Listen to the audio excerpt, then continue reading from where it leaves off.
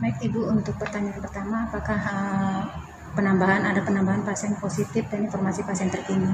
Iya, memang Provinsi Lampung baru diumumkan oleh jubir daripada Kementerian Kesehatan, Bapak Dirjen P2, ada penambahan 1 kasus yang positif.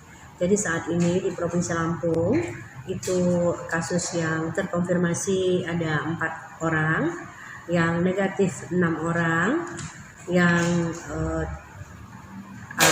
PDP itu ada 14 orang, dan ODP-nya ada 431 orang. Itu adalah berita terkini dari Provinsi Lampung.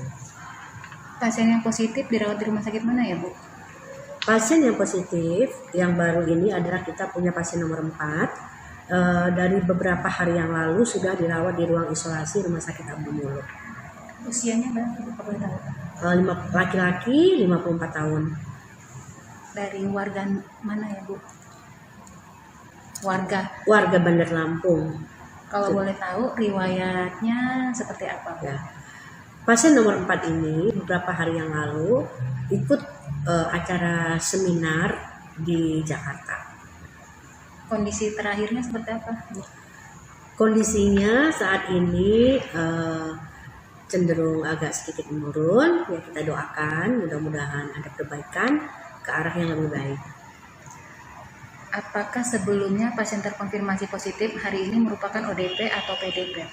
Iya, yang pasien nomor 4 ini adalah pasien PDP yang ada di Provinsi Lampung.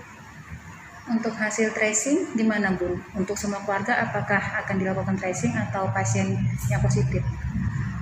Yang protokol daripada tracing itu adalah pasien yang positif yang akan kita lakukan tracing. Untuk pasien nomor 1 sudah selesai tracingnya dan hasil labnya pun sudah ada. Alhamdulillah semuanya negatif. Untuk pasien nomor 2, nomor 3 sedang dilakukan tracing. Nomor 4 insya Allah besok akan kita mulai tracing. Untuk rapid test sistemnya seperti apa ya Bun ya kalau boleh tahu? Ya.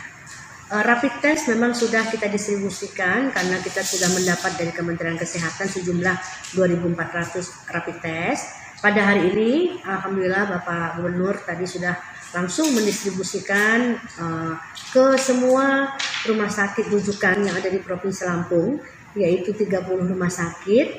Yang didistribusikan adalah APD, baik yang lengkap maupun tidak lengkap, dan juga rapid test. Untuk rapid test, saat ini yang dilakukan rapid test adalah untuk orang-orang yang PDP dan ada close kontak dengan PDP.